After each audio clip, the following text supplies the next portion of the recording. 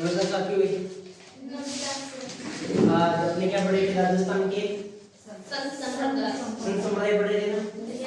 और कल अपने का सा पढ़ा था राष्ट्र में लालदास जी पढ़ लिए थे। लालदास जी के बारे में पिंपा भी पढ़ लिया था। पिंपा जी का जन्म कहाँ हुआ था? धौलीदुर्ग कहाँ पड़ता है? इनका मेला कब पड़ता है?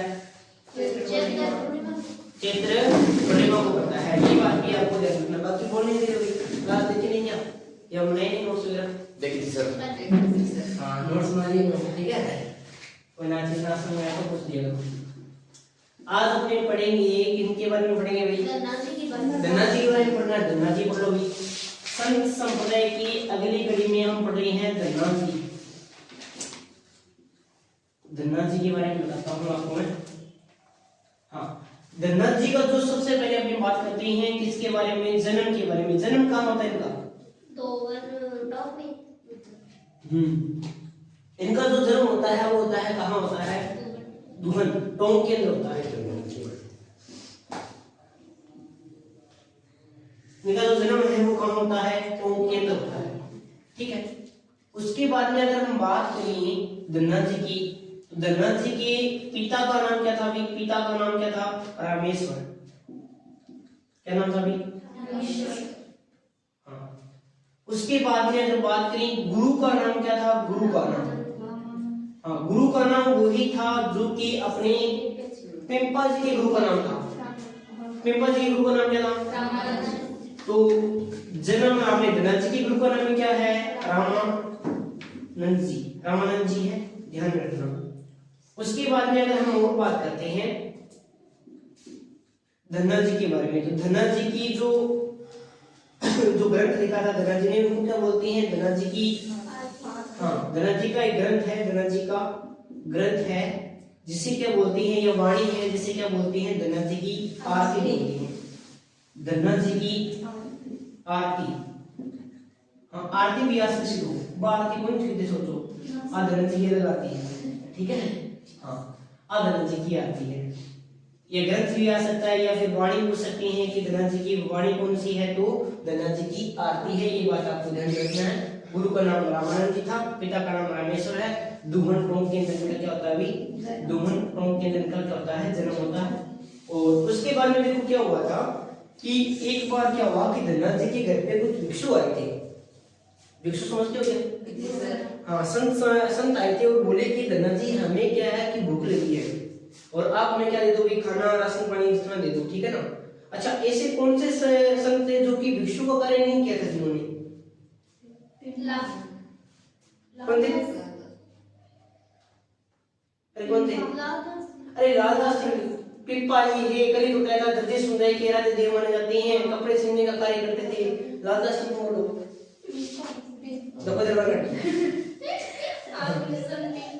ठीक है। हाँ, पिंपा जी थी। अब क्या हुआ कि यहाँ पे ये धन मांगने के लिए आई कि हमें अनाज वगैरह दे दो।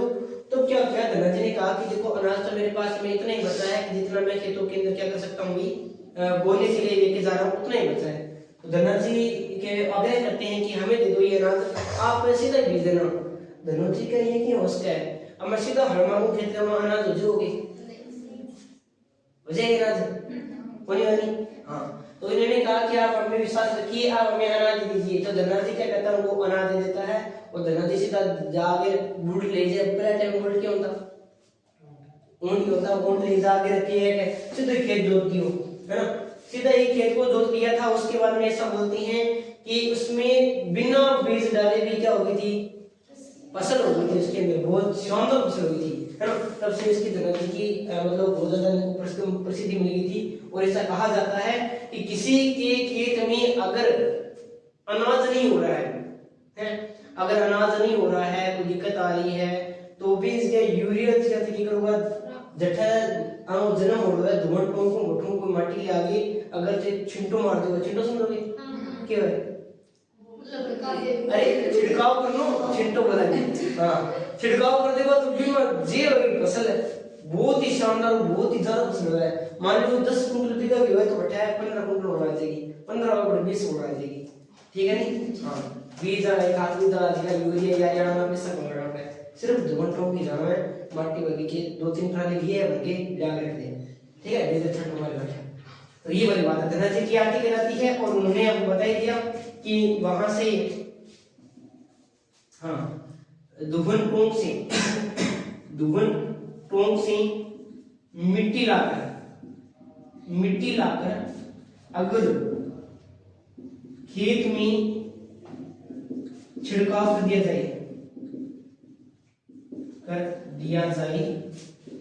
तो फसल क्या हो जाती है भाई? तो फसल अच्छी होती है। फसल ज्यादा होती है या अच्छी होती है, ये आपको ध्यान रखना है, अच्छी होती है। ये बात आपको जिस रूप से ध्यान में रखना है। उसके बाद में देखो भी हम और बात करते हैं कि ये जो धनाजी थे ना, इनको भक्ति आंदोलन के प्रारंभकर्ता माने जाते हैं। भक्ति आंदोलन के प्रारंभकर्ता,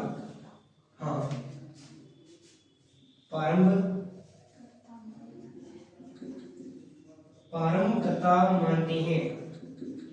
ये बात आपको ध्यान रखनी है। अगर पूछे कि भक्ति आंदोलन के प्रथम संत, नोट में लिखवा देता हूं, भक्ति आंदोलन के पहले संत कौन थे भी? जल्दी कहो कि पहले संत, अरे बताओ।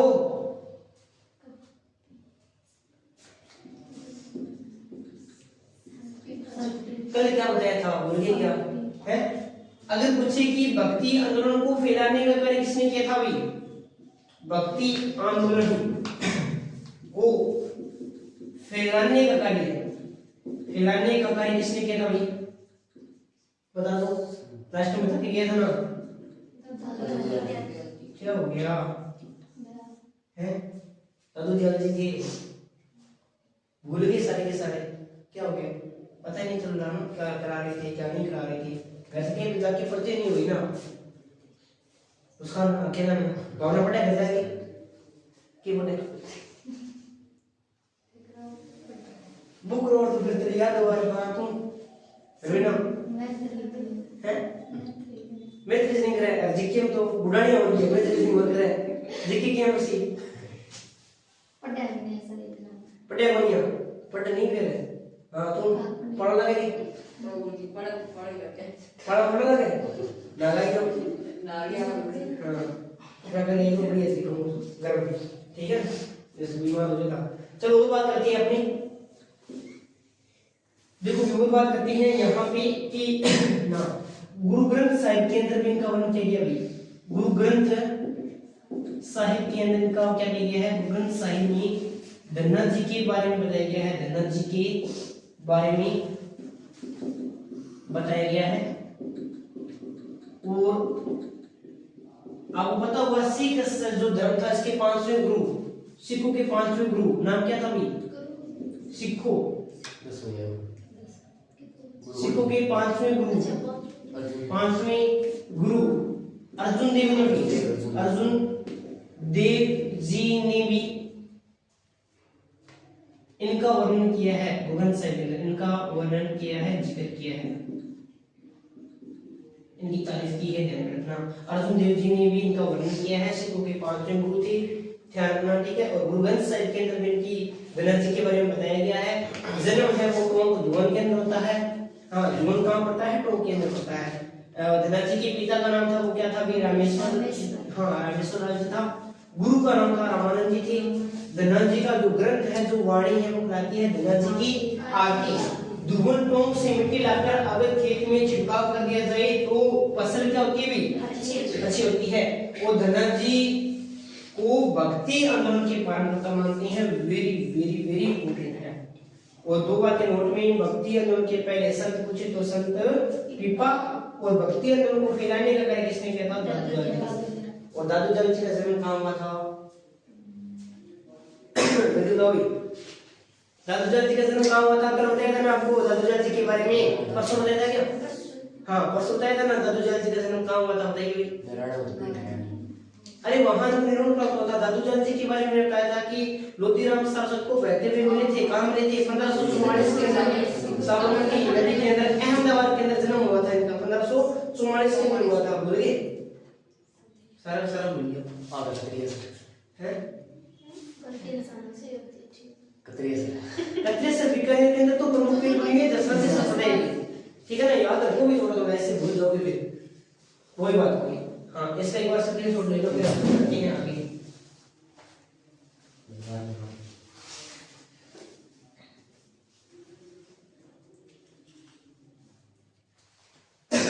आगे चलें क्या? आगे चलते हैं, आगे चलते बिल्कुल इजी है। संत समुदाय में पीठ पूछी जाती है और वहां से क्या आते हैं, क्वेश्चन आती रहती हैं। एक बार आप देखोगे ना, अगर यहाँ नहीं समझ में आया तो वीडियो देख लेना, जहाँ को दिक्कत लगी तो आपको समझ में आ जाएगा, कोई दिक्कत की बात नहीं है। बैठे बैठे आराम से मस्ती से देखते रहिए। धन्ना जी की बात में कौन आ गई थी भी निर्गुण भक्ति के? हरिराम जी, हाँ वो दोनों के थे। अपने अभी निर्गुण भक्ति पढ़ रहे हैं। निर्गुण भक्ति के अंदर अरे वो बच गए ना, क्या नाम था उनका? रेदास सिंह बच गए, और एक हमने अपना कौन सा बच गया लास्ट में बात करेंगे, एक और राम सिंह संप्रदाय। बस इतने ही पढ़ेंगे अपने निर्गुण भक्ति के अंदर। फिर अपने पढ़ेंगे सगुण भक्ति। सगुण भक्ति और निर्गुण भक्ति क्या होती है बताया ना? हाँ रेदास जी, छोटा सा रेदास जी की अगर हम बात करूं तो रेदास जी है, इनका जो जन्म होता है काशी के अंदर। काशी का डबरा है, यूपी बिल्कुल पड़ता है, यूपी के अंदर पड़ता है। रेदास जी की मैं बात करूं मृत्यु कहाँ होती है तो मृत्यु होती है इनकी वाराणसी के अंदर। वाराणसी कहाँ पड़ता है? हाँ वाराणसी कहाँ पड़ता है? यूपी के अंदर। रेदास जी के बारे में ज्यादा कुछ भी नहीं है। इनका भी एक ग्रंथ है, एक वाणी है, जिसे क्या कहते हैं भाई? हाँ रेदास जी की पर्ची। रेदास जी की पर्ची, बा पर्ची कौन जी की थी सोचो?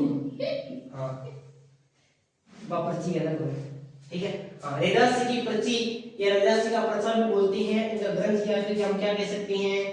वाणी, ठीक है। मृत्यु होती है वाराणसी के अंदर, जन्म होता है काशी के अंदर, यूपी के अंदर होता है। रेदास जी जब चित्तौड़गढ़ आए थे, कहाँ आए थे भाई? चित्तौड़गढ़ आए, तब मीराबाई क्या बन गई थी इनकी? मीराबाई इनकी शिष्य बन गई थी, इनकी शिष्य बन गई।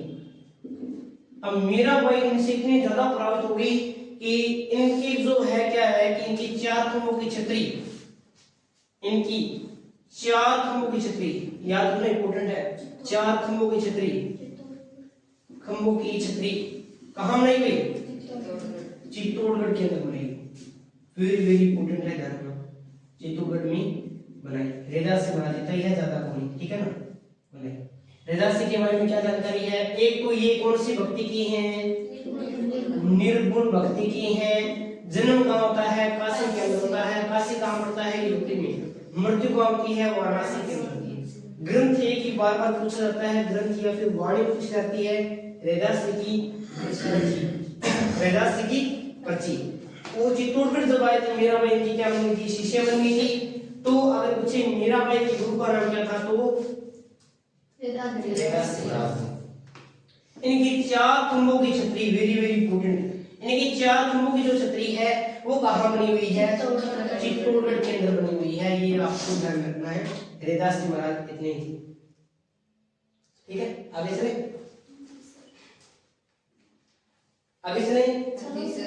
रेदास जी के बाद में आपको मैंने पढ़ाया था लालदास जी, याद आ रहा है क्या? एक मैंने पढ़ाया था लालदास जी, एक मैंने पढ़ाया था लालगिरी। लालदास जी तो हमने कंप्लीट कर लिया ना। वो मीटर निकालो जो मैंने आपको शुरुआत में लिखाया था, निकालो जल्दी। उसमें आप निर्गुण भक्ति के देखो कौन कौन से बच्चे हुए हैं, याद आ रहा है क्या? देखो हाँ नवलदास जी भी इसमें है। उसके बाद में अपनी बात की थी किसकी भी? लालगिरी महाराज जी की। लालगिरी महाराज की बात की थी और लालदासी संप्रदाय की भी हमने बात की थी। अब एक तो हमने बात की थी, किसके बारे में बात की थी भाई, लालगिरी महाराज के बारे में बात की थी, और एक लालदास संप्रदाय के बारे में बात की थी। लालदास के अपना कंप्लीट हो चुका है, और लालगिरी के बारे में अभी हम पढ़ने वाले हैं। लालगिरी है ना, लिखा हुआ उसमें कौन सी भक्ति की थी अभी, निर्गुण भक्ति की है ना, निर्गुण भक्ति पढ़ रहे अपने। तो एक संप्रदाय आता है जिसका नाम क्या है अभी, अलख्य संप्रदाय।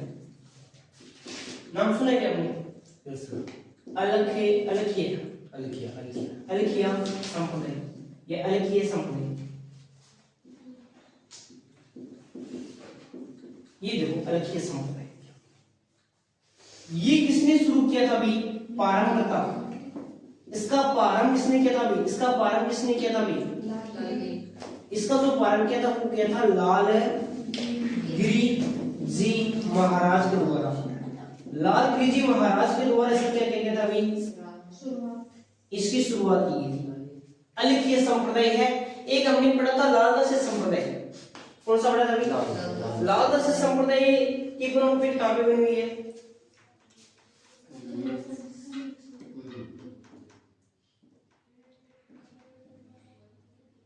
बोलो ना, बेटा नहीं है, लालदास संप्रदाय की प्रमुख पीठ कहां बनी हुई है,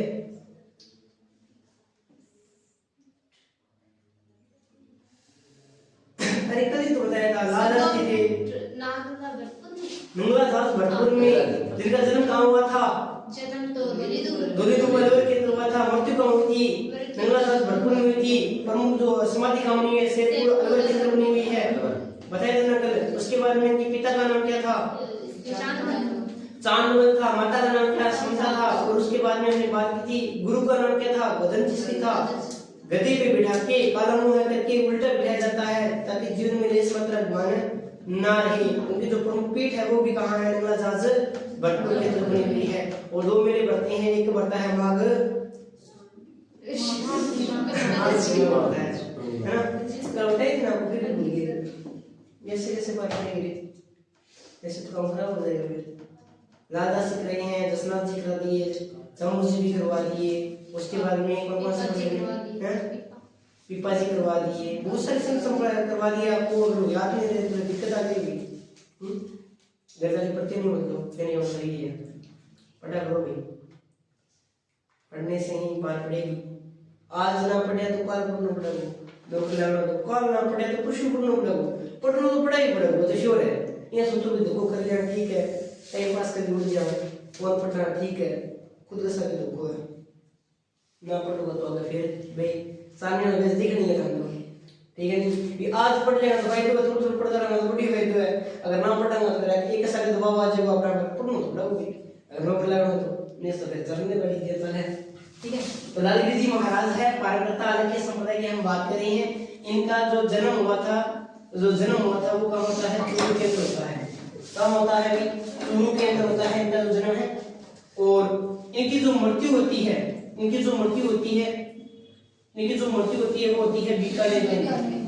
मृत्यु है वो बीकानेर के अंदर होती है। लेकिन इनकी जो समाधि बनी हुई है, वो बनी हुई है कहाँ पे बनी हुई है, वो आपकी बनी हुई है जयपुर के अंदर पड़ता है ना। आपका क्या नाम उनका, गलता जी जयपुर के अंदर की प्रमुख समाधि बनी हुई है। गलता जी जयपुर के अंदर की प्रमुख समाधि बनी हुई है। मृत्यु बीकानेर के अंदर हुई थी, जन्म चूरू के अंदर हुआ था। और इनका भी एक ग्रंथ है जिनका नाम क्या है, अलख स्तुति प्रकाश इनका एक प्रमुख ग्रंथ है। ये बात भी आपको ध्यान में रखना है। और इनकी जो प्रमुख पीठ बनी हुई है, प्रमुख पीठ कहाँ पे बनी हुई है, प्रमुख पीठ बनी हुई है बीकानेर के अंदर, जहां की क्या हुई थी भाई, मृत्यु हुई थी। छोटे सी है अलख्य संप्रदाय जो किसने कहता, लालगिरी जी अलग है और लालदास जी अलग है, ध्यान में रखना, एक मत कर देना। इनका जन्म भी चूरू के अंदर हुआ था और लालदास जी का जन्म कहाँ हुआ था, दोलीदू अलवर के अंदर हुआ था। इनकी मृत्यु बीकानेर के अंदर हुई थी। उनकी मृत्यु कहाँ हुई थी, नंगलादास। इनकी समाधि कहाँ हुई है, गलता जी जयपुर के अंदर। उनकी समाधि कहाँ लगी थी, शेरपुर के अंदर, शेरपुर अलवर के अंदर बनी थी। इनके ग्रंथ का नाम है अलख स्तुति प्रकाश। उनके ग्रंथ का नाम क्या था, लालदास गिरी चेतावनियां, है ना, जिनको कौन सी भाषा में लिखी है, मेवाती भाषा में लिखी है। इनकी प्रमुख पीठ बीकानेर के अंदर है। उनकी प्रमुख पीठ कहाँ थी? नंगला जहाज के अंदर। ये लिखो, फिर अपने आंसर करते हैं। रामस्नेह संप्रदाय। चलिए आगे, इंपॉर्टेंट है, ध्यान रखना। टाइम की थोड़ी शॉर्टेज है, टाइम थोड़ा सेट करेंगे भैया, ऐसे तो फिर पूरा नहीं हो पाएगा। हाँ, आज करते हैं, बात करते हैं, कुछ करते हैं, 1 घंटे या ज्यादा क्लास रखेंगे तभी पूरा हो पाएगा। रामस्नेह संप्रदाय के बारे में बात कर रहे हैं, तो रामस्नेह संप्रदाय के बारे में सबसे पहले तो आपको पता होना चाहिए कि इसके संस्थापक कौन थे। संस्थापक कौन थे? नाम से देखो, पहले के लोग क्या करते थे कि जैसे अपने बीकानेर शहर है, बीकानेर है तो राव बीकानेर को बसाया था ना, ये बात आपको पता होगी। उसी प्रकार से अपने यहाँ जैसे संप्रदाय चलते थे पहले नाम, तो क्या करते थे? अपने नाम के ऊपर चलाते थे। तो जो रामस्नेह संप्रदाय है वो संस्थापक कौन हो जाएंगे? रामचरण जी, रामचरण जी या रामचरण जी या रामचरण दास जी। रामचरण दास जी पूरा नाम है इनका, दास दिया। उसके बाद में हम बात करते हैं कि इनके पिता का नाम क्या था भाई? पिता का जो नाम था वो था बख्तर सिंह या बख्ताराम, बख्तार। हाँ, जो मम्मी है उनकी, जो माता है, माता का नाम क्या था इनकी? इनकी जो माता का नाम है वो था देवी जी। इनकी जो माता है उनका नाम क्या था? देवी जी था। उनकी जो पत्नी है, पत्नी का जो नाम था बहुत ही अच्छा सा नाम था, गुलाब, गुलाब कंवरी, बहुत ही सुनो सुना मुझे। गुरु का जो नाम था वो था करपाराम जी। करपाराम जी घटा का दंताड़ा का, दंताड़ा घटपड़ा भी, दंताड़ा भी बड़ा गंदा बुद्ध संप्रदाय जनपदा होने बिगंदर आवागा करपाराम जी महाराज बाबा। चल ठीक है। बचपन को नाम की वो बचपन का नाम था रामकिशन।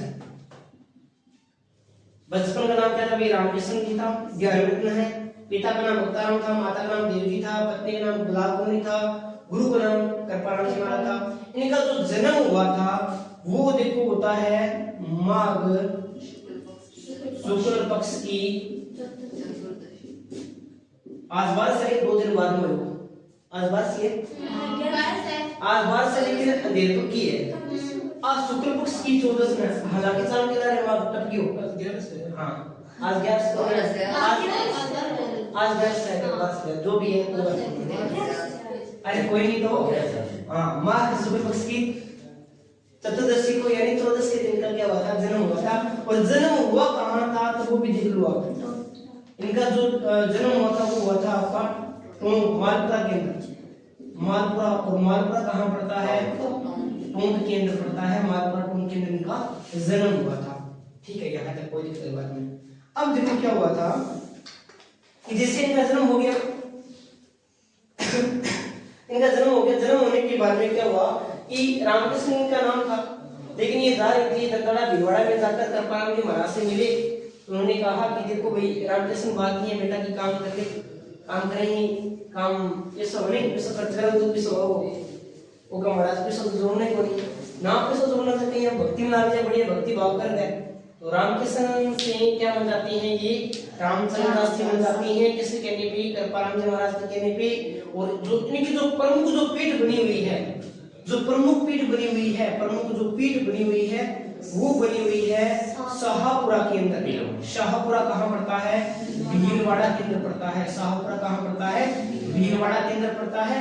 और एक बात और ध्यान रखना, इनकी 4 प्रमुख पीठ है, 4 प्रमुख पीठ है, ध्यान रखना। 4 कौन सी है बता देता हूँ। पहली तो आ जाती है कौन सी? शाहपुरा भीलवाड़ा के अंदर, शाहपुरा भीलवाड़ा के अंदर। दूसरी जो है वो है रेण।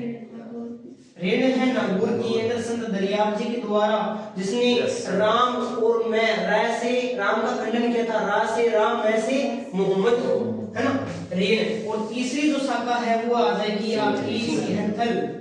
सिंहथल कौन सी? बीकानेर वाली। और चौथी जो आ जाएगी वो आपकी आ जाएगी खड़प्पा। हड़प्पा कहाँ पड़ती है? जोधपुर के अंदर पड़ती है। ये भी आपको ध्यान में रखनी है। ये हरिराम दास जी के द्वारा स्थापित हुई थी, ये रामदास जी के द्वारा, ये दरियाब जी के द्वारा, और ये सापरा वाले किसने स्थापित की थी? खुद रामचंद्र जी ने स्थापित की थी। ये आपको ध्यान रखना है। ये हड़प्पा है, कटप्पा ना लिख लिया है ना, कटप्पा लिख लिया, हाँ हड़प्पा। उसके बाद में देखो क्या होता है इस संप्रदाय के अंदर, देखो भी मेन अपनी बात करते हैं।